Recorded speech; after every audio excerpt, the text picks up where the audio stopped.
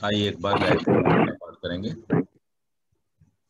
ओम भूर्भुवः स्वः तत्सवितुर्वरेण्यं भर्गो देवस्य धीमहि धियो यो नः प्रचोदयात्।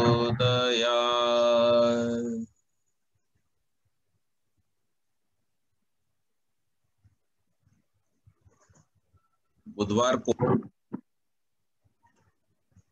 जिस विषय को हमने आरंभ किया था,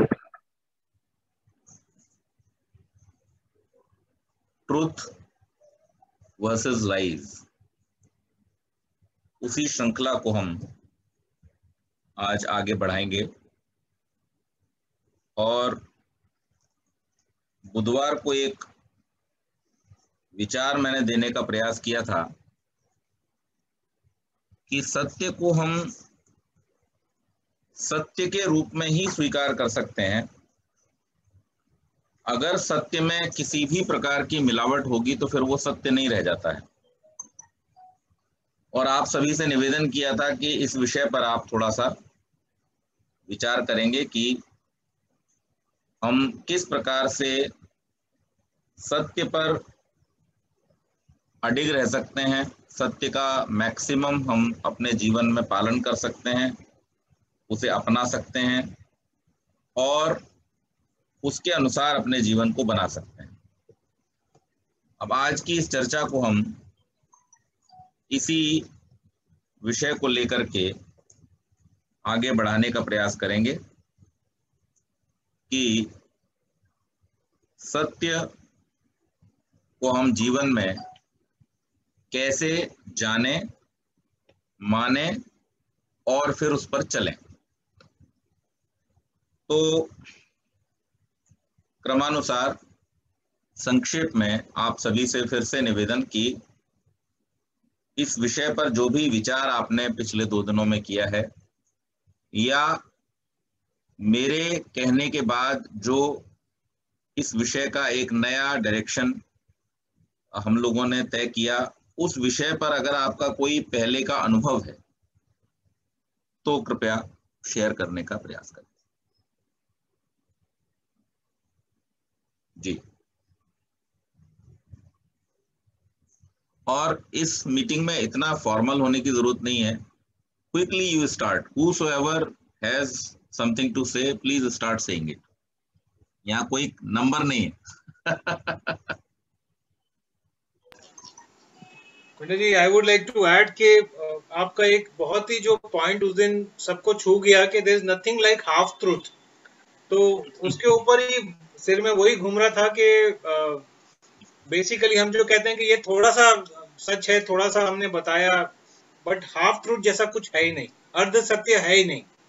तो एक पॉइंट वही, उसके ऊपर ही बहुत विचार किया। और एक चीज मैंने और पढ़ी कि लाई can only delay the discovery of the truth. Truth can never be hidden. तो I wanted to share that also कि हम थोड़ा उसका विलंबित कर सकते हैं, but ultimately truth will win, चाहे कुछ भी हो जाए। तो that's my sharing of thought. बहुत अच्छा। गुरुजी एक सवाल मेरा है। हाँ जी अनिल जी।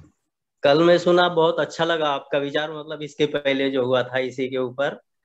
तो जैसे धर्म रक्षा के लिए असत्य झूठ बोला जाए, जैसे कोई हत्यारा गाय के पीछे लगा है मारने के लिए और वो पूछ रहा है गाय किधर गई, तो इसमें अगर झूठ बोला जाए धर्म रक्षा के लिए तो उस झूठ का फल क्या होगा?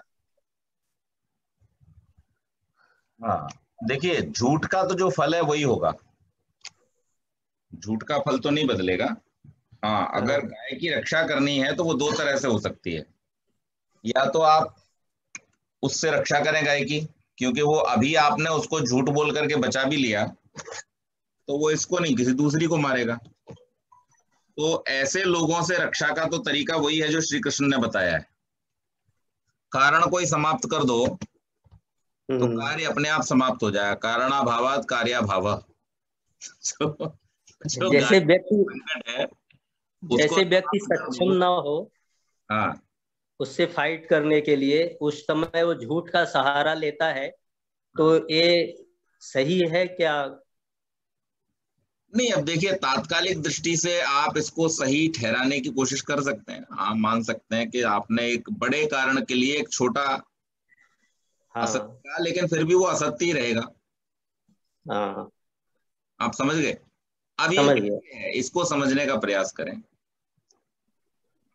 ये इस प्रकार से है जैसे संखिया का आपने नाम सुना होगा। संखिया एक पदार्थ होता है, हाँ, जहर होता है। जहर होता है। या अगर हम एलोपैथी के हिसाब से देखें तो आर्सेनिक जबरदस्त जहर है। हम्म। साइनाइड बहुत जबरदस्त जहर है। पोटेशियम की भी मात्रा अगर ज्यादा चली जाए तो जहर है। लेकिन फिर भी दवाओं में रोग के नाश के लिए इनका उपयोग किया जाता है। जी। तो इसको कहते हैं संकट के समय में उसका उपयोग कर लेना। लेकिन उसको ठीक नहीं ठहराया जा सकता है, तो वो गलत ही। गलत तो है गुरुजी, लेकिन जैसे झूठ का फल जो है गलत है, उल्टा होएगा, लेकिन उसके अगेंस्ट एक पुण्य काम भी तो हो रहा है, उसके जान की रक्षा हो रही है, वो पुण्य का भी फल उसके साथ में ही मिलेगा उसको। अब वो साथ में मिलेगा कि अलग अलग मिलेगा ये तो नहीं कह सकते, पर असत्य तो असत्य ही रहेगा। असत्य तो रहेगा, लेकिन एक पुण्य भी पाप काम और उसके पुण्य साथ एक होगा। अलग चीज हो गई, और सत्य और असत्य जिस पर हम विचार कर रहे हैं वो अलग चीज हो गई। हाँ ठीक गुरुजी, ठीक। तो उस दृष्टि से अगर देखा जाए तो असत्य वो रहेगा ही, असत्य ही कहलाएगा उसको। मतलब हम ये नहीं कह सकते कि हमने कुछ अच्छा करने के लिए झूठ बोला तो वो ठीक हो गया, जस्टिफाइड हो गया। रहेगा वो झूठ ही। जी। हाँ जी।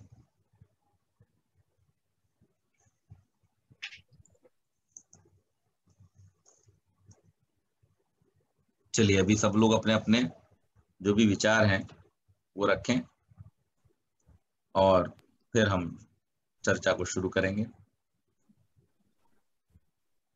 नमस्ते पंडित जी। नमस्ते जी।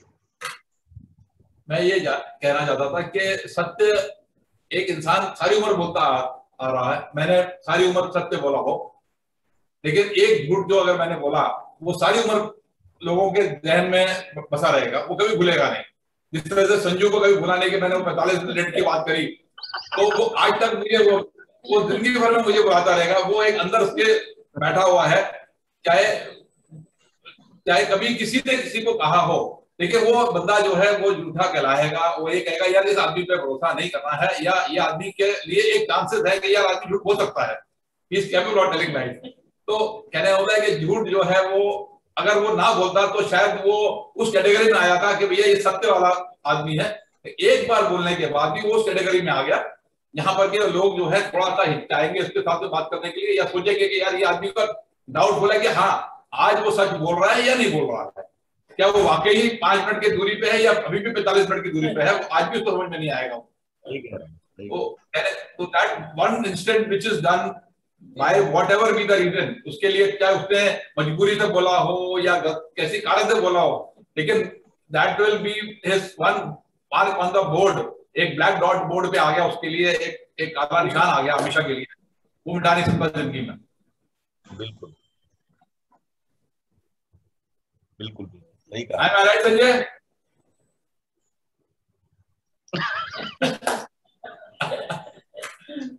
उसका मतलब ये हुआ कि आप अगली बार अगर 5 मिनट दूरी पे भी होंगे तो मैं अज्यूम करूंगा आप 40 मिनट दूर हैं। मैंने वही कहा। मैंने वही कहा कि अब अगली बार अगर मैं 5 मिनट की दूरी हुए हूं तो भी आप लोगों के यार इसका पता नहीं है। ये हो सकता है कि अभी रुक जाओ यार भैया, अभी अभी अभी भजिया नहीं बनाना, रुक जाओ जिया जी आएंगे तो ही बनाना रखाना। तो it take time, he might take time. तो इट इज पॉसिबल कि वो हमेशा के लिए ऐसा हो गया। इसको हम ऐसे समझें कि जैसे आपने अभी उदाहरण दिया कि एक बार कभी किसी कारण से ये कह दिया था कि मैं 45 मिनट में पहुंचने की बजाय 5 मिनट में पहुंचूंगा, और पहुंचा 45 मिनट में, तो इसलिए वो एक इंप्रेशन दिमाग पे बैठ गया। अब यहाँ पर चूंकि एक छोटी घटना है तो हम इसको इंप्रेशन को इस रूप में ले रहे हैं, लेकिन अब आप एक सीक्वेंस में चलें, व्हाट इफ, और हर व्यक्ति को ये एनालाइज करना बहुत जरूरी होता है। ये दो शब्द हमेशा याद रखिए, व्हाट इफ। और जब भी कोई काम करें तो उसमें फिर किसी भी काम के कॉन्सिक्वेंसेस को हाईएस्ट लेवल तक ले जाकर के देखें। तो क्या हो अगर सूर्य 5 मिनट लेट हो जाए, पृथ्वी 2 मिनट के लिए चलना बंद कर दे, हवा गैप मार दे, एक आध साल बारिश ना हो, then we come to know कि हमने जो एक लिबर्टी ली, वही लिबर्टी अगर दूसरे ले लें तो फिर क्या होगा? तो पूरा का पूरा क्रम ही बिगड़ जाएगा। इसलिए हम ये जब मंत्र बोलते हैं तो शपथ लेते हैं कि स्वस्ति पंथाम अनुचरेम सूर्या चंद्रमसाविव। हम कोई किसी व्यक्ति की शपथ नहीं लेते हैं वहां पर, किसी व्यक्ति का अनुगमन करने का संकल्प नहीं करते हैं वहां पर। हम संकल्प क्या करते हैं कि हे परमेश्वर, जैसे आपकी व्यवस्था में सूर्य और चंद्रमा निरंतर अपने नियमों का पालन करते हुए इस संसार में स्वस्ति पथ पर आगे बढ़ते हैं, अर्थात सबका कल्याण करते हैं, आप हमें शक्ति दो कि हम भी वैसे ही अपने जीवन में नियमों पर चलने वाले बने, स्वस्ति पथ का अनुगमन करने वाले बने। और फिर उसको एलेबोरेट कर दिया कैसे कि पाप न करें, एक दूसरे को सहयोग करते चलें और ज्ञानवान बने। ये मनुष्य जीवन के 3 मूल उद्देश्य हैं जिनको लेकर के अगर मनुष्य चलता है तो वो अपने जीवन में सदैव कल्याणकारी मार्ग पर आगे बढ़ रहा होता है। और अगर कोई व्यक्ति इन तीनों में से कोई भी काम छोड़ देता है, यानी अगर वो केवल और केवल अपने लिए सोचे, भले ईमानदारी से, भले मेहनत से कमाए, लेकिन फिर भी उसको अगर केवल अपने लिए रखे, अपने लिए प्रयोग करे, तो गड़बड़ हो जाएगी। तो ददता, देना, एक दूसरे को सहयोग करना, ये मनुष्यता की पहचान है। पशुओं में ये प्रक्रिया स्वाभाविक रूप से होती है। आप देखिए, कहीं पर भी देख लीजिए, आपने अगर कोई देखा हो कि कोई कुत्ता इलेक्शन लड़ता हो, कोई चींटी इलेक्शन लड़ती हो, मधुमक्खी इलेक्शन लड़ती हो कि मुझे रानी मक्खी बनना अगली बार से? नहीं, they all do their job. लेकिन मनुष्य ऐसा है जो बचना चाहता है पुरुषार्थ से, और पुरुषार्थ से बचने के लिए वो बहुत सारे साधन इकट्ठे करता है, ढूंढता है, रास्ते ढूंढता है, पद ढूंढता है, क्रिएट करता है कि मैं इन सब चीजों से बच जाऊं, इसलिए मैं किसी ऊपर जगह पे बैठ जाऊं, किसी ऐसे पद पे बैठ जाऊं जहां मुझे एग्जीक्यूशन कम हो जाए, डायरेक्शन ज्यादा हो जाए। एक मनुष्य में ही ये लिबर्टी पाई जाती है, बाकी सब अपना अपना अपना अपना काम करते हैं। शेर जंगल का राजा है, फिर भी कभी किसी ने देखा है कि शेर ने गीदड़ों को आदेश दिया होगा जाओ मेरे लिए शिकार करके लाओ? नो। तो ददता की भावना, अघ्नता की भावना, और अघ्नता की भावना में जो सबसे मुख्य सर्वोपरि है वो है सत्य का धारण करना, असत्य का छोड़ना। आप 100 पापों से बच जाएंगे अगर आप केवल एक पाप छोड़ दें, यानी झूठ बोलना। और अगर आप 100 पापों में एक साथ डलना चाहते हैं तो आप एक ही पाप सीख लीजिए, झूठ बोलना। बस ये स्वर्ग और नरक के बीच में एक पेंडुलम है, इधर चले गए तो स्वर्ग में, इधर चले गए तो नरक में, आपको डिसाइड करना है किधर जाना। तो अज्ञता और फिर जानता, अपने ज्ञान को निरंतर बढ़ाते रहना। क्योंकि अगर आपने अपने ज्ञान को बढ़ाने के लिए प्रयास नहीं किया तो फिर आप ठीक और गलत को पहचान ही नहीं पाओगे, आपको पता ही नहीं चलेगा। और दुनिया में समस्या आज ये है कि ज्यादातर लोगों को ये पता ही नहीं है कि ठीक क्या है और गलत क्या है। वो अपने पूर्वाग्रहों में, अपने अजम्पशंस, प्रिजम्पशंस, इन्हीं को लेकर के चलते रहते हैं और उनको ये समझ ही नहीं आता कि हमने जो कर दिया वो ठीक था या गलत था, बस वो कर दिया उन्होंने। कभी किसी को देखा देखी कर दिया, कभी किसी आवेग में आके कर दिया, कभी किसी इमोशनल बहाव में आके कर दिया, बट उसमें उनका ये निर्धारण नहीं हो पाता है कि वो ठीक किया या गलत किया। तो ज्ञान की निरंतर प्राप्ति, ज्ञान की निरंतर वृद्धि, ये मनुष्य जीवन का एक बहुत महत्वपूर्ण कार्य है, जिसके बिना मनुष्य जीवन सफल नहीं हो सकता, सार्थक नहीं हो सकता। और आप सत्य को नहीं जान सकते, सत्य को अनावृत करना पड़ता है। बीज को देख करके, केवल बीज को देख करके क्या आप बता सकते हैं कि ये कौन सा वृक्ष बनेगा? नहीं बता सकते। बीज जब तक अनावृत नहीं होगा, जब तक वो पुष्पित पल्लवित नहीं होगा, तब तक आपको पता नहीं चलेगा कि ये किसका बीज है। जब वो अनावृत होता है, जब वो पुष्पित होता है, पल्लवित होता है, बड़ा होता है, तब आपको पता चलता है कि ये किसका वृक्ष है, ये किसका बीज। इसी प्रकार से सत्य भी बीज के रूप में मौजूद रहता है, उसे आपको अपने ज्ञान की भूमि पर अनावृत करना पड़ता है। ईश्वर तो कण कण में है, लेकिन कितने लोग जानते हैं ईश्वर क्या है, कैसा है? ईश्वर है ना, सब जगह है, हर जगह है, हर कण में है, हर क्षण में है, लेकिन उसको जानते कितने लोग हैं? उसको जानने का प्रयास, उसको जानने की तैयारी, ये आपको करनी पड़ेगी, और ये होती है ज्ञान के माध्यम से। इसके अलावा दूसरा कोई और तरीका नहीं। तो तदता अघ्नता जानता तब संग में मही, इस प्रकार से हम साथ साथ एक दूसरे का कल्याण करते हुए चलें। तो संसार में सा काम छोटा है और बड़ा है, हमने छोटा झूठ बोला कि बड़ा झूठ बोला, ये तो उसके कॉन्सिक्वेंसेस पर डिपेंड करता है। आप डिसाइड नहीं करोगे, आपने तो बस बोल दिया। इसलिए कहा है कि असत्य जो है वो असत्य है और सत्य सत्य है। थोड़ा सत्य, थोड़ा असत्य, थोड़ा झूठ, थोड़ा सच, छोटा झूठ ये सब कुछ नहीं, सच सच और झूठ झूठ। पंडित जी, जो झूठ का सहभागी हो या जो उसको समर्थन दे, वो भी उतना ही कसूरवार हुआ ना? बिल्कुल। पंडित जी, वो इन्होंने जो क्वेश्चन रेज किया रेडमी 9 प्राइम वालों ने, वो मतलब व्यवहारिक रूप से इट्स क्वाइट रेलेवेंट। वो हमने ऐड भी देखा है कि दाग अच्छे हैं।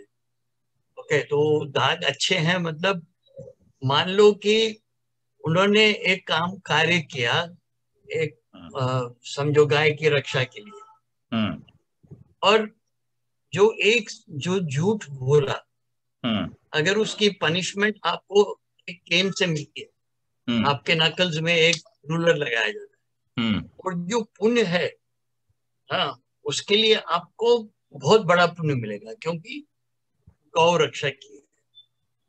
ओके, सो ये एक छोटा सा, I mean from human level, क्योंकि हम धर्मात्मा या परमात्मा या मतलब सन्यासी तो है नहीं, तो अगर हमारे व्यवहार में I am prepared to accept a knuckle on my ruler on my knuckles for a certificate of goodness, so why should I not take that knuckle?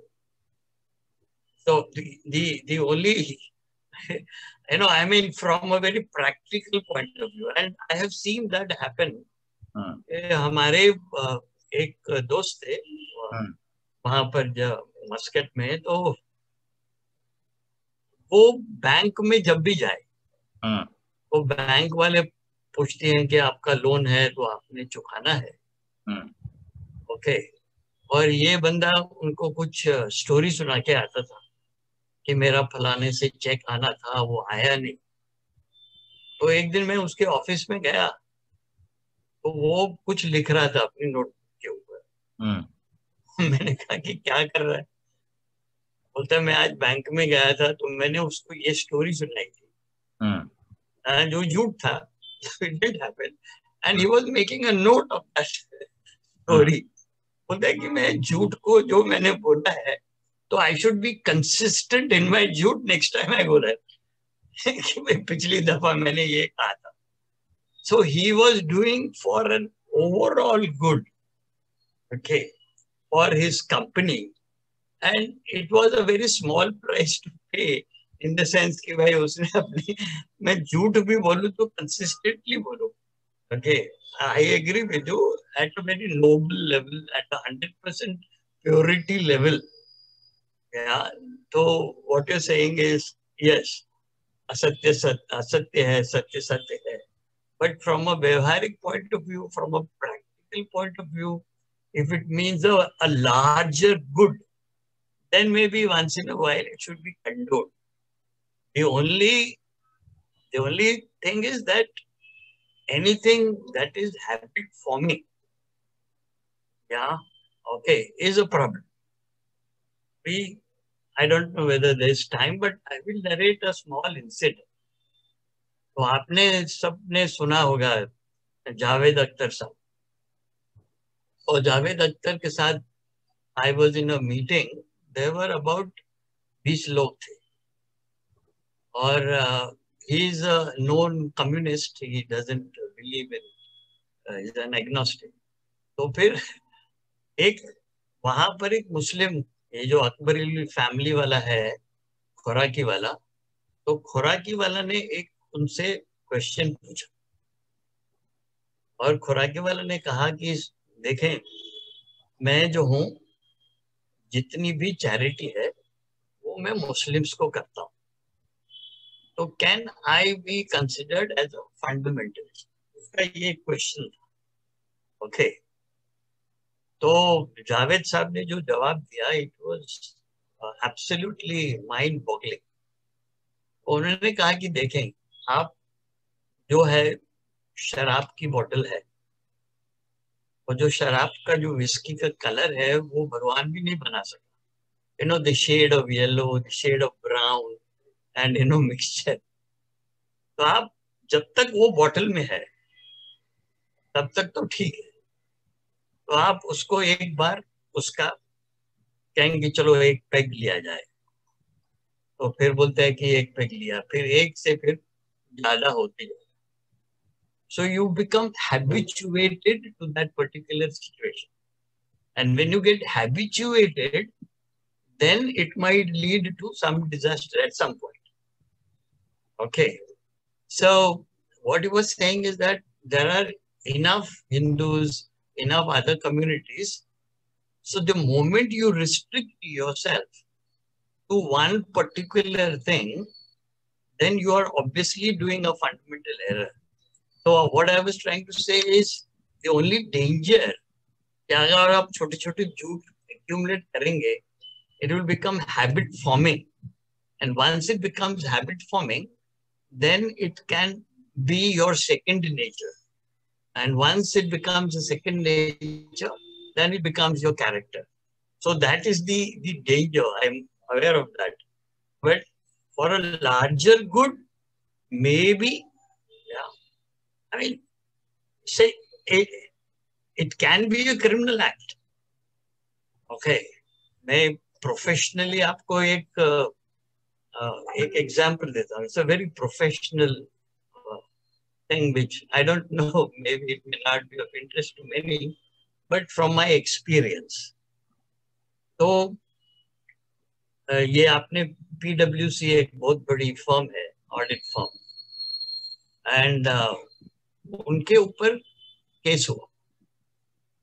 कोई कंपनी ने प्रेजेंट किया था some valuation which was challenged. Okay.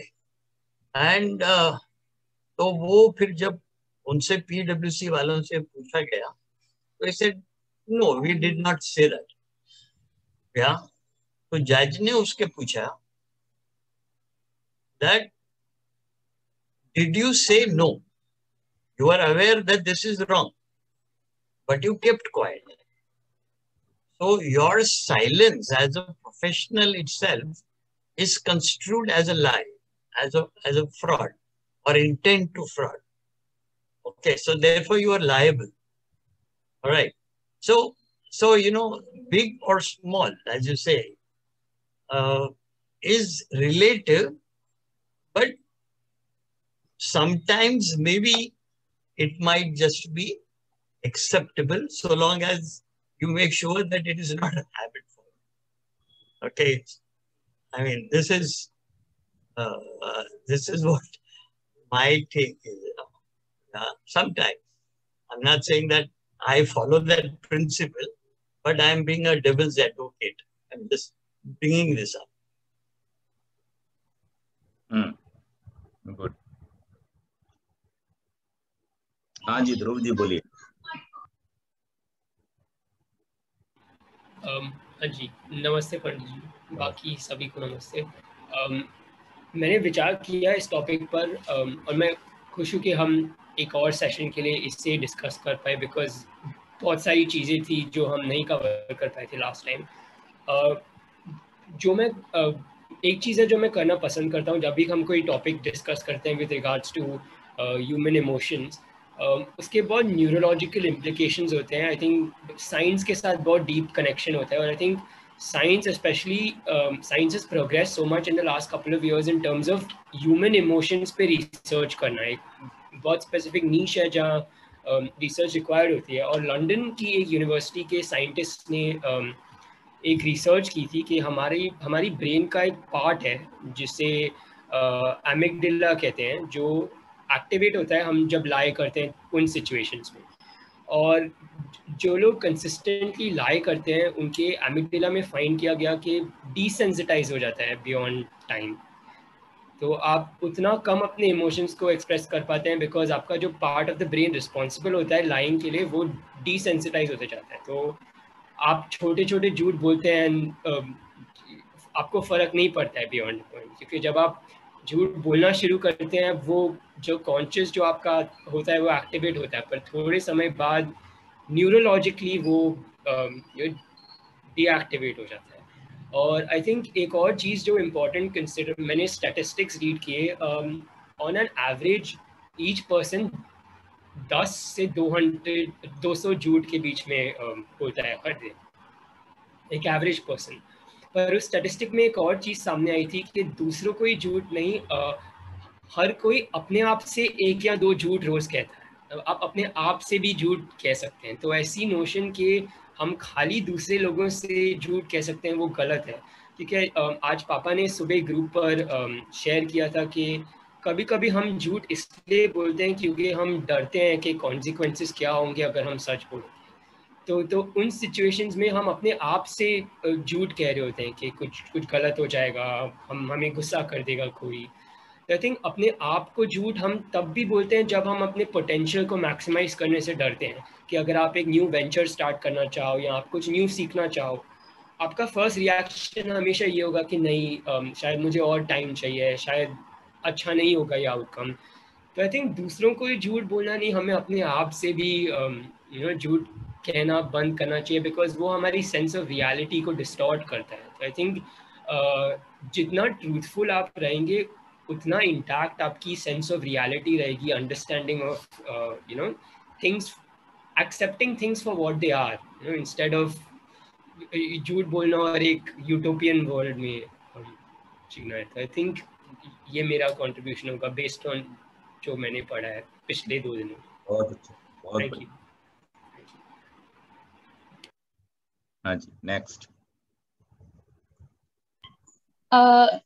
मैं बस पूछना चाहूंगी कि truth वैसे भी इतना क्या इतना एब्सोल्यूट होता है फॉर एग्जांपल, और वो एब्सोल्यूट ट्रूथ से आज तक वर्ल्ड में काफी प्रॉब्लम्स भी हुई हैं। फॉर एग्जांपल हर रिलीजन को लगता है कि their God is the one true God, right? उनके लिए वो ट्रूथ है।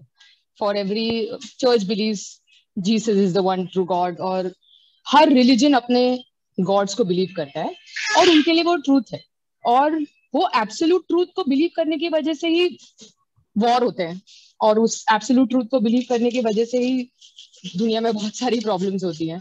क्योंकि वैसे भी आज से कितने साल पहले जो गैलीलियो गैलीलाई को चर्च की इससे, क्योंकि उसने कहा था earth is round and nobody believe that, so I am saying क्योंकि वो ट्रूथ तो हर वैसे भी चेंज होता रहता है विद टाइम। आज जो ट्रूथ है शायद कल ट्रूथ नहीं होगा। Today we believe something might not be true tomorrow. तो इस केस में क्या कुछ भी चीज इतनी जो हम बोलते हैं कट्टर होती है, क्योंकि कट्टर या एब्सोल्यूट से वैसे भी यूजुअली प्रॉब्लम्स ही होती है, because who knows what is the truth, no? The truth is such a fluid concept.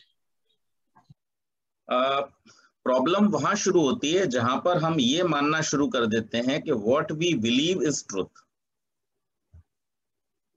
My submission and submission of Vedas, Rishis is that what is truth, we should believe that. झगड़ा यहां शुरू होता है। अगर हम सत्य पर विश्वास करें तो कोई झगड़ा होगा ही नहीं। झगड़ा वहां शुरू होता है जो कुछ हम विश्वास करते हैं उसी को हम सत्य मान लेते हैं, और यही हमारे सारे झूठ, सारे पाप, सारे अविश्वास, सारे भय, जो कुछ भी गड़बड़ है उस सबका कारण यही हो जाता है। तो इसलिए हमें ये कोशिश करनी चाहिए, जैसा कि मैंने आरंभ में भी ये कहा, कि सत्य को जानने की कोशिश करनी चाहिए। सत्य ऐसे सामने प्रकट नहीं होगा, आपके सामने आकर के सत्य खड़ा नहीं हो जाएगा। सत्य को खोजना पड़ता है, अन्वेषण करना पड़ता है, उसको अनुसंधान करना पड़ता है, रिसर्च करना पड़ता है।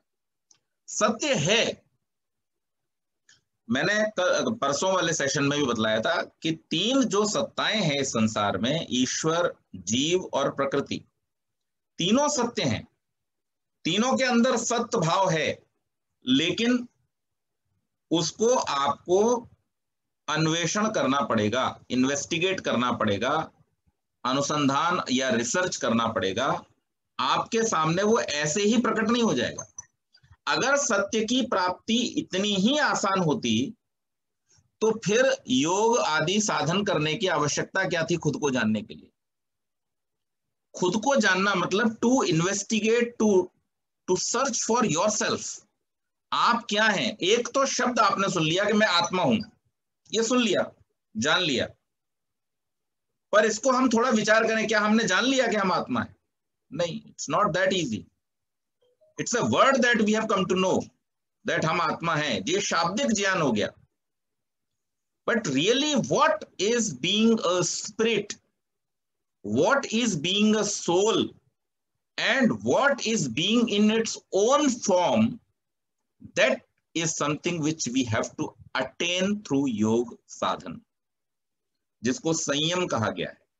ध्यान धारणा के बाद जो समाधि की अवस्था में हम कैवल्य की स्थिति को प्राप्त करते हैं, कैवल्य मतलब being with yourself only. Only, Kaivalya का मतलब होता है the onlyness, not loneliness. I am repeating it. Onlyness में और लोनलीनेस में फर्क है। Loneliness is the place where you are not with anyone but you are missing, then it is loneliness. You feel that मैं अकेला हूं। क्यों अकेला हूं? इसलिए अकेला हूं क्योंकि बाकी लोग मेरे साथ नहीं है। This is called loneliness. But when you realize that you are alone, you are the only who has come on this earth only and will go from here only, so you will have to remain only and you have to attain the सानिध्य of that only। तब आप ओनलीनेस की अवस्था में होते हैं और वो आपको अचीव करना पड़ता है योग के द्वारा। सो ये फर्क है। तो एक चीज होती है कि हम विश्वास करके किसी चीज को सच मान लेते हैं, जैसे आजकल बहुत सारे बाबा लोग दाढ़ी बढ़ा करके कुछ भी बोलते रहते हैं। लोग जाते हैं, सत्यवचन महाराज कहते हैं, उनकी सारी बातों को मान लेते हैं, झूठ सच कुछ भी, उस पर कोई एनालिसिस करना नहीं है, और वो सब सच है जो उन्होंने कह दिया। दूसरे हैं वो लोग जो अन्वेषण करते हैं, जो सत्य की तह तक जाते हैं, उसके विज्ञान तक जाते हैं, और जाकर के उसको फिर जो वेद के ऋषियों ने कहा यस तर्केण अनुसंधत्ते स धर्म, जो सत्य की, तर्क की, रीजनिंग की, साइंस की, नेचुरल लॉज की कसौटी पर खरा उतरता है, वो सत्य है। कुछ भी सत्य नहीं है। Whatever we believe can not be truth, but what is truth we should believe it. तो ये जो झगड़ा जिसकी आप बात कर रही हैं वो इस कारण से है क्योंकि सब अपने अपने झूठ को सच मान करके बैठे हैं। झूठ सबका अपना अपना हो सकता है, सत्य एक है। महर्षि दयानंद सरस्वती ने एक बहुत बड़ी बात कही जो शायद उनसे पहले चाणक्य आदि कुछ लोगों ने कही हो, अन्यथा सामान्य रूप से यह बात इतनी उद्घोषणा से नहीं कही गई। महर्षि ने अपने ग्रंथों में लिखा भी और उन्होंने कहा भी कि भाई मैं कोई नया मजहब नहीं चलाना चाहता, क्योंकि मजहबों के चलाने से संसार में पहले ही बहुत समस्या खड़ी हो गई। व्हाट आई वांट इज कि जो भी सारे धर्मों, सारे मजहबों, सारे संप्रदायों में जो कुछ अच्छा है उसको एक जगह इकट्ठा करके स्वीकार कर लो, और जो कुछ खराब है, जिसकी वजह से झगड़ा है, जिन पर विवाद है, उनको छोड़ दो। बस हो गया काम। ये मानव धर्म निकल करके आ जाएगा। The highest common factor of any religion, you take it, and the thing which is a subject to the what we can say is debate, or we can say differences, you leave it, जरूरत नहीं है। ईश्वर है, सब मानते हैं, मान लीजिए ईश्वर है, ईश्वर ने इस संसार को बनाया, सब मानते हैं, ये भी मान लीजिए सबने बनाया। लेकिन झगड़ा यहां शुरू हो जाता है कि वो ईश्वर कौन सा है, अल्लाह है, गॉड है, राम है, भगवान है, हनुमान है, क्या नाम है, वहां झगड़ा शुरू होता है। तो नाम से बच जाओ। इसलिए महर्षि ने ईश्वर को, ईश्वर के इतने सारे नामों से पुकारा कि जो जो उसके गुण हैं, उन गुणों के आधार पर उसके गुणवाचक बहुत सारे नाम हैं। तो जिसको भी चाहो अपने आप मान लो, उसमें क्या दिक्कत, उसमें कोई समस्या नहीं।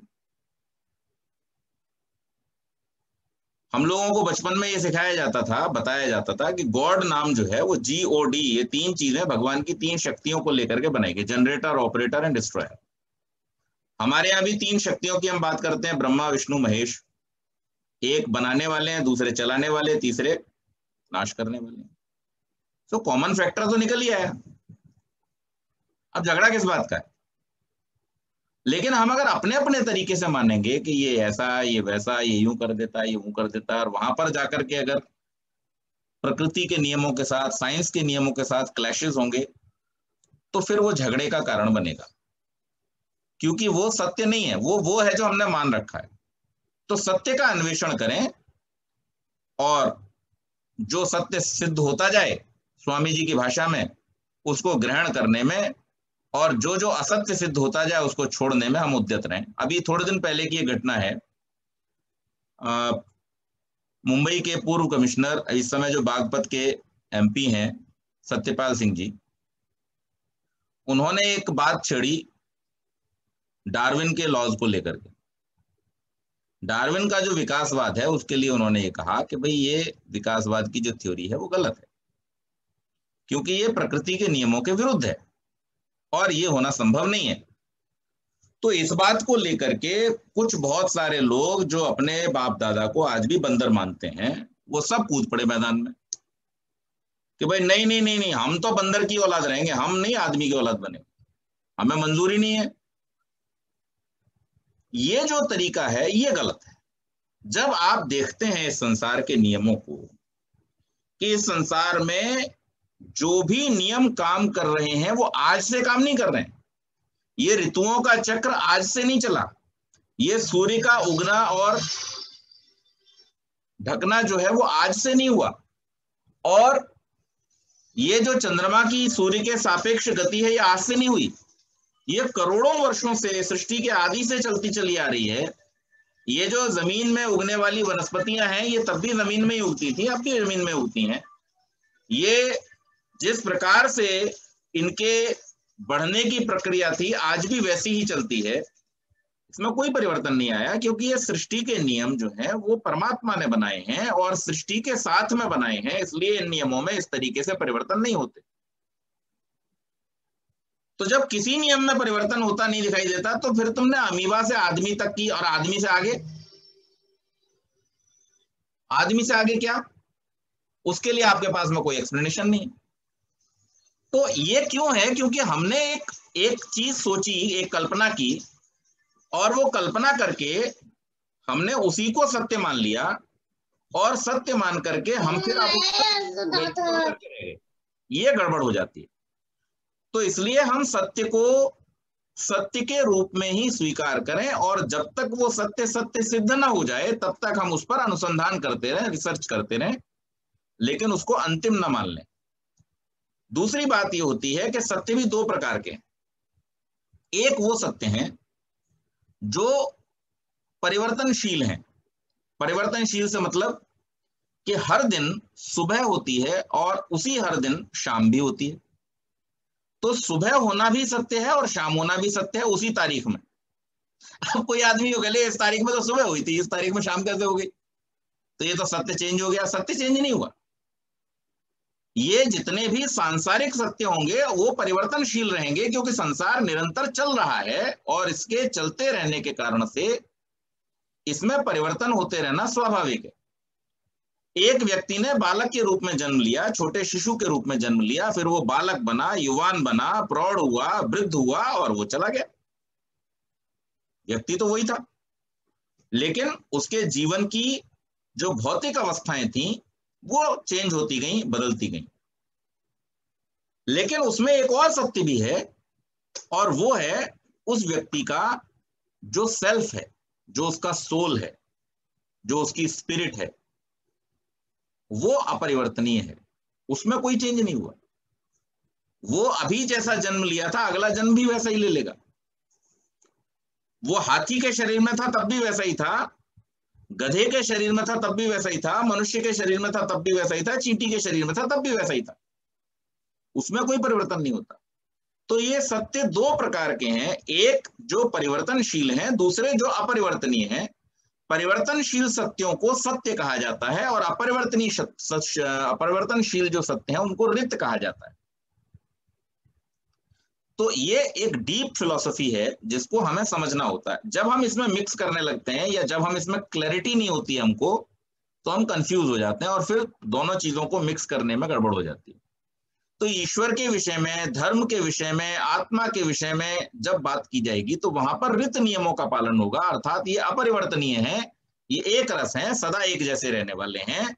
इसलिए इनमें आप वो रूल्स अप्लाई नहीं कर सकते कि अभी ये पैदा हुआ था, फिर बड़ा हुआ, फिर बूढ़ा हुआ, फिर मर गया। तो वो अगर आपने लगा दिया, अब यही दिक्कत हो रही है कि बहुत सारे मजहबी लोगों ने यहां तक बात को पहुंचा दिया है कि अब तो भगवान भी बूढ़ा होने लगा है। तो वहां गड़बड़ शुरू हो जाती है, इसलिए दिक्कत। हाँ जी,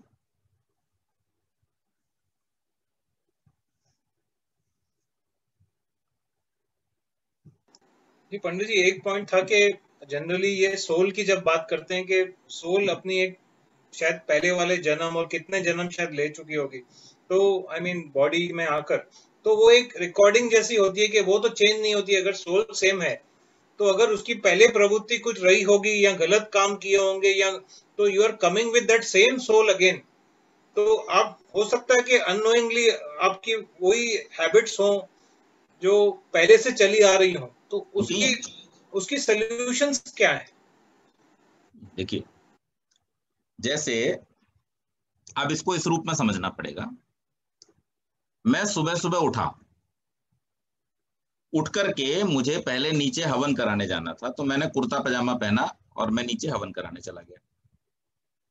फिर वहां से उठ करके आया, अब मुझे एक्सरसाइज करनी थी तो मैंने कुछ शॉर्ट पहने और मैंने एक्सरसाइज कर ली। फिर मुझे ऑफिस जाना था तो मैंने अपना पैंट शर्ट जैकेट पहना और मैं ऑफिस चला गया। ऑफिस से लौट करके आया, अब मुझे क्लास लेनी थी तो फिर से मैंने कुर्ता पहन लिया। बराबर। अब मैं हवन पर जो कर रहा था वो मैं व्यायाम करते समय नहीं कर रहा था, जो व्यायाम करते समय कर रहा था वो ऑफिस में नहीं कर रहा था, और जो ऑफिस में रहते समय कर रहा था वो अब नहीं कर रहा हूं। हर जगह मेरे अलग अलग काम थे, अलग अलग रोल थे, लेकिन उसके बावजूद भी क्या मैं बदल गया? नहीं। तो मेरा जो आंतरिक सेल्फ है वो वही रहा, मैं वही रहा, कपड़े बदल गए। It is just like changing your clothes. आप किस शरीर में चले गए, किस शरीर से आए हैं, ये सब ऐसा ही है जैसे आप वस्त्र बदलते हैं, लेकिन आप, अब आपने कहा ना कि आपका आत्मा नहीं, आप ही आत्मा है। आपका आत्मा क्या होगा? आप ही आत्मा है। मैं जो बोल रहा हूं मैं ही आत्मा, मैं ही बोल रहा हूं। तो इसलिए मेरा आत्मा कुछ नहीं, मेरा आत्मा तो फिर परमेश्वर है। वो उस रूप में हम ले सकते हैं, आध्यात्मिक रूप में, लेकिन वास्तविकता में मैं जो हूं मैं ही आत्मा हूं, और इसलिए वो आत्मा अपने कर्मों की पूंजी को लेकर के संस्कारों के रूप में, क्योंकि इसमें एक चीज काम करती है, वो ये है कि आज बहुत ह्यूमिडिटी है तो बार बार चश्मे पे धूप आ जाती है, फॉग आ जाता है। खैर, अब यहां है क्या, मैं आपको थोड़ा सा इसके डीप में ले चलता हूं। ईश्वर, जीव और प्रकृति में से ईश्वर और जीव जो है वो अभौतिक है और प्रकृति जो है वो भौतिक है। अब ये प्रकृति जो है वो रूप परिवर्तित करती है, तो सतोगुणी, रजोगुणी, तमोगुणी प्रकृति के जो परमाणु हैं उनमें जब डिस्टरबेंस होता है, विक्षोभ उत्पन्न होता है, उसकी वजह से वो फिर महत तत्व का निर्माण करती है। महत तत्व से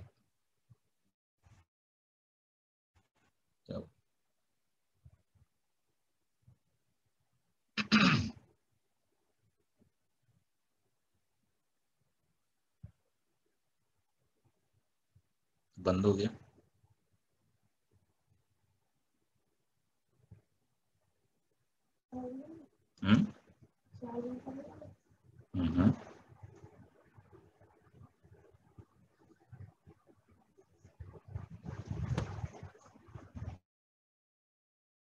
झूठ या सच बुलवाया जाए, मोस्टली झूठ।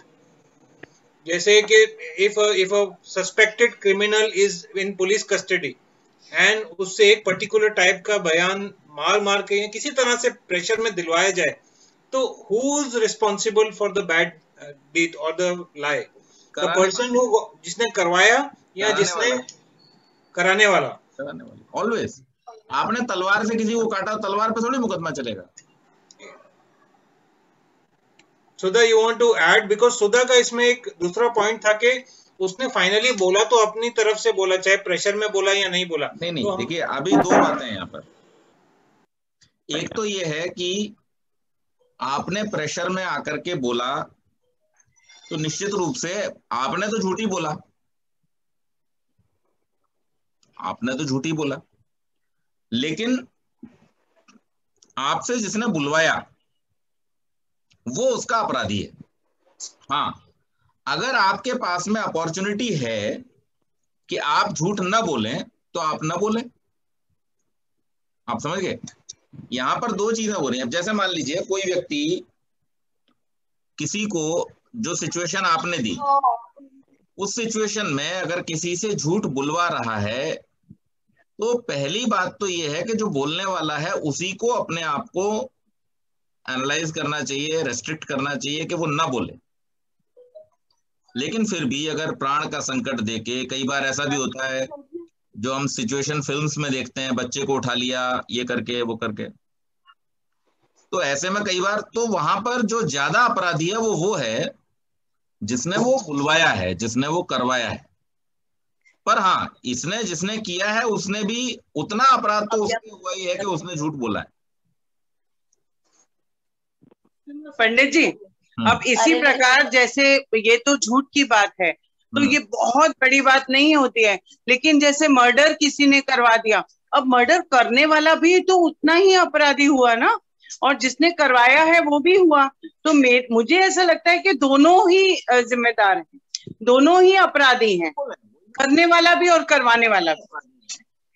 दोनों ही अपराधी हैं, दोनों ही जो हैं वो दंड के भागी हैं, और दोनों को ही दंड मिलता भी है।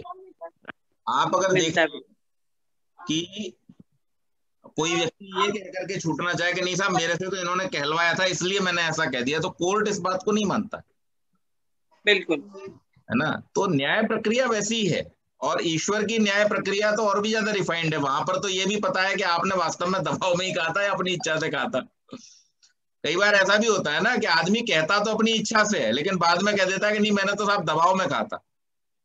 तो कोर्ट, जो वर्ल्डली कोर्ट हैं, संसार के कोर्ट हैं, वो तो फिर भी एक बार को इस बात से भ्रमित हो सकते हैं कि आपने उनके सामने ये प्रूव कर दिया कि भाई मुझे ऊपर प्रेशर था इसलिए मैंने ये काम किया है, तो वो आपको उसके हिसाब से दंड देंगे या नहीं देंगे। लेकिन ईश्वर के कोर्ट में आप कुछ भी प्रूव नहीं कर सकते। वहां पहले से सब जो आपने किया करते टाइम ही प्रूव हो गया। अब उसमें कुछ आपको करने की अलग से आवश्यकता पड़ेगी नहीं, किसी को ना गवाही देने की जरूरत पड़ेगी और न किसी को सफाई देने के लिए पूछा जाएगा। वहां आपने जो कर दिया वो आपने कर दिया। तो इसलिए ईश्वर की न्याय व्यवस्था में आप जो भी अपराध करेंगे, जो भी पाप करेंगे, उसका न्याय ठीक ठीक होगा।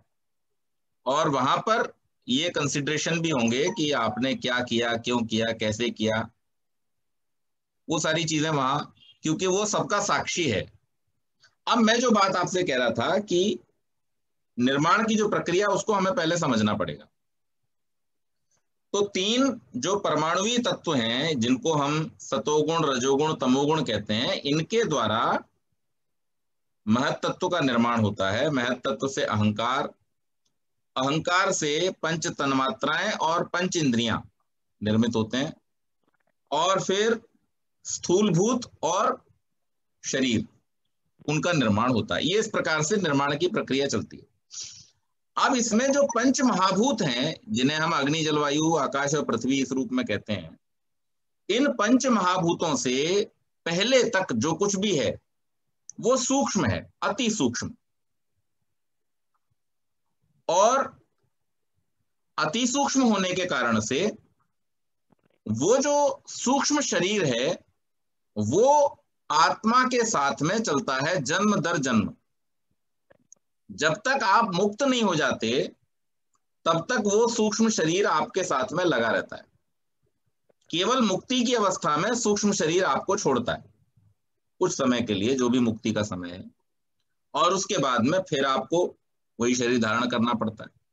तो इसलिए आपने जो बात कही कि एक शरीर से दूसरे शरीर में, दूसरे शरीर से तीसरे शरीर में जाते समय दुर्गुण है तो दुर्गुण भी जाएंगे, सद्गुण है तो सद्गुण भी जाएंगे। अब जैसे एक तो हम ये देख रहे हैं कि बच्चा बचपन से ही बहुत सारी क्रिमिनल एक्टिविटीज में, बहुत सारी क्रिमिनल जो उसकी मनोवृत्तियां हैं उसमें लगा हुआ है। एक तरफ हम ये भी देखते हैं कि बहुत सारे बच्चे जन्म से ही, छोटे अवस्था से ही सात्विक प्रवृत्तियों वाले, बहुत ब्रिलियंट होते हैं।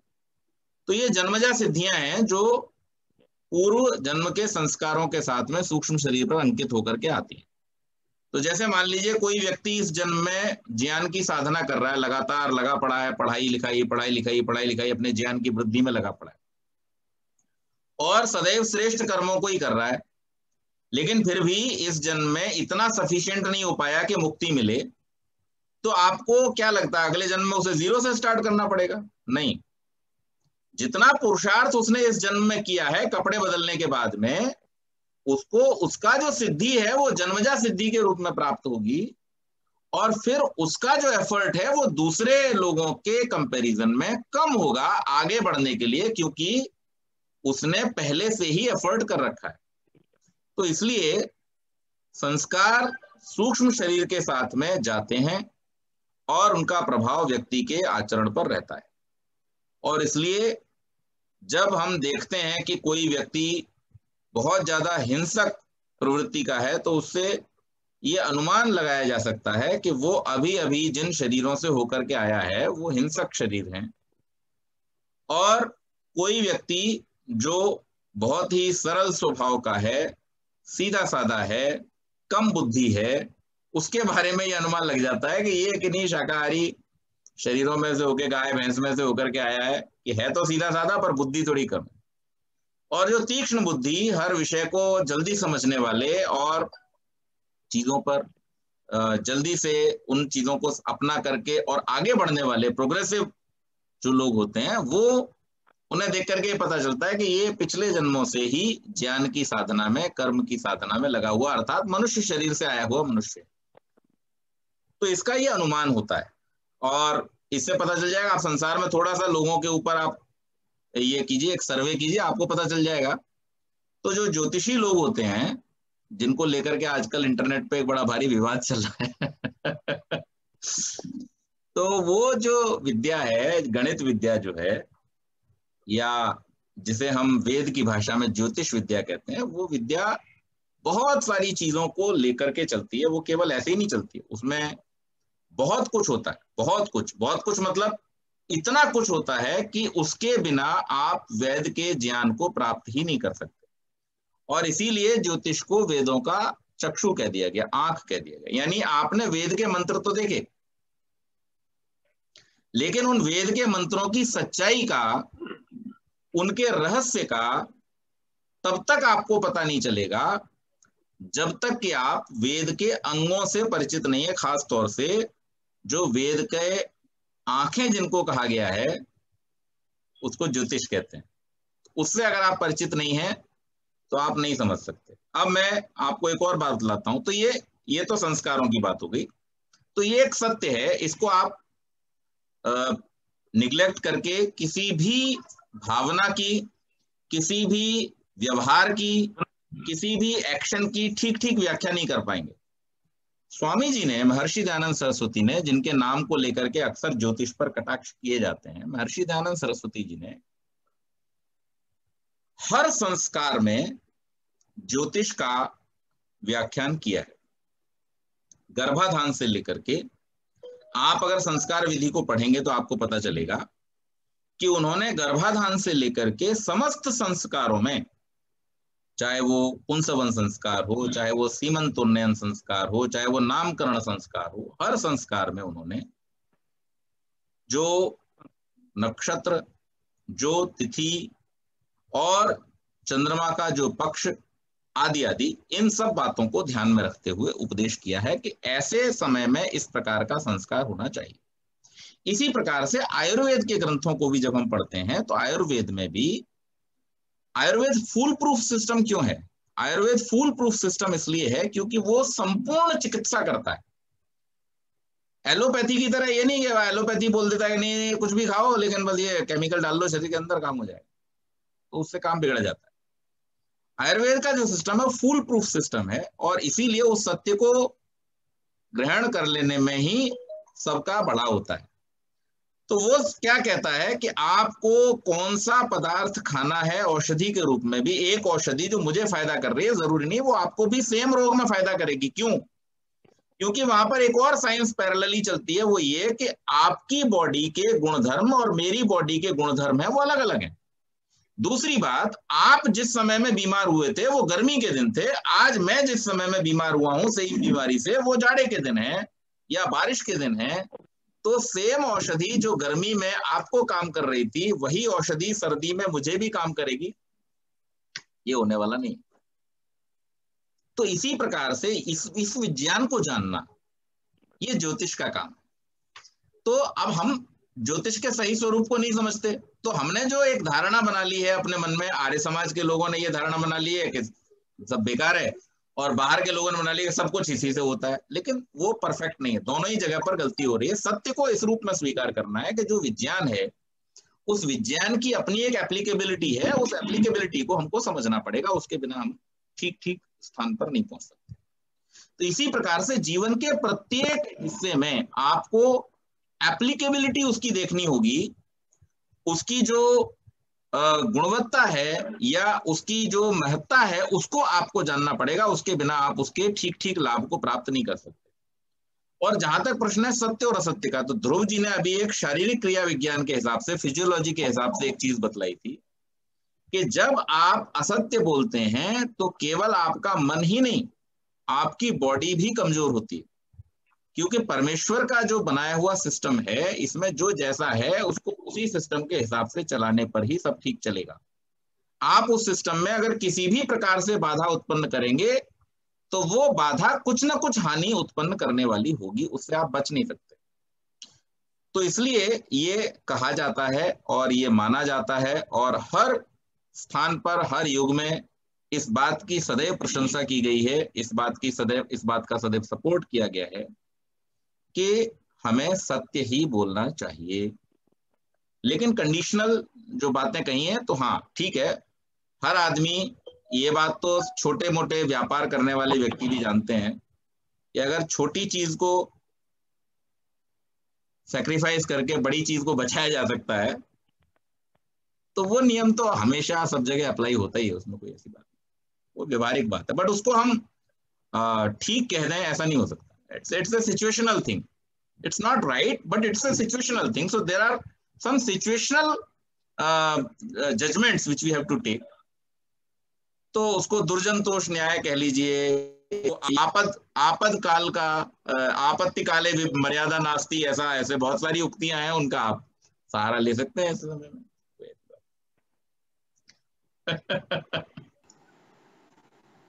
बहुत बहुत धन्यवाद पंडित जी। और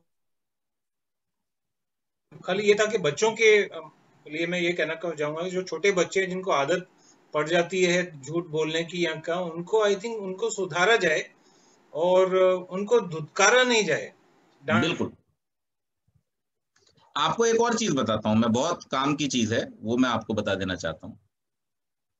महर्षि दयानंद सरस्वती ने जिस समय प्रार्थना के मंत्रों में, आपको मेरी आवाज आ रही है? ओम, मैं कनेक्टेड हूं? लगता है लग गया।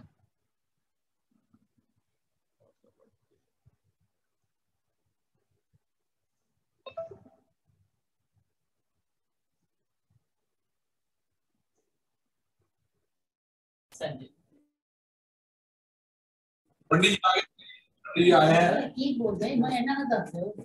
हाँ जी पंडित जी। क्यों नहीं बोलना चाहिए? झूठ क्यों बोलना चाहिए? पंडित जी नमस्कार। आपकी आवाज नहीं आ रही है और फ्रीज भी हो गया है, तो हमने फिर समाप्ति की घोषणा कर दी। अच्छा ठीक है, तो इसको जो है अगले सत्र में फिर इसकी और व्याख्या करेंगे। हमें थोड़ा बहुत करना, इतना बहुत गहन विषय है, इतना मतलब डीप है कि आप इसमें जल्दी कर नहीं सकते। हाँ हाँ बिल्कुल बिल्कुल सही। ठीक है सर, थैंक यू सर। ठीक है, अच्छा नमस्ते। चलिए पंडित जी, ओके। अच्छा, ये बारिश के कारण से थोड़ा नेट का दिक्कत हो रही है, इशू हो रहा है, but cut bar bar drop हो जा रहा है। हाँ, बहुत तेज बारिश हो रही थी, अभी बारिश थोड़ी कम हुई है अभी। मेरा भी हो गया था, तो मैं सोच रहा था कि आपके यहाँ से हुआ है, तो काफी देर तक बंद रहा, तो फिर मैंने जब देखा तो पता चला नहीं बंद हुआ होता है यहाँ पे। और बहुत ह्यूमिड हो रहा है, बहुत ज्यादा गर्मी हो रही है। हमारे यहाँ तो बहुत ठंडी, बहुत ठंड, मतलब कि मैं बता रहा हूँ टेम्परेचर इस वक्त 25 डिग्री टेम्परेचर है इस वक्त हमारे यहाँ। हाँ, टेम्परेचर तो यहाँ पे भी कम है। अभी जो टेम्परेचर दिखा रहा है वो तो यहाँ पे भी 26 डिग्री दिखा रहा है, लेकिन ह्यूमिडिटी इतनी ज्यादा बढ़ी हुई है कि उसकी वजह से पूरा पसीना पसीना हो रहे हैं। राजेश जी तो क्लाउड में बैठे हुए हैं, यू आर इन क्लाउड्स।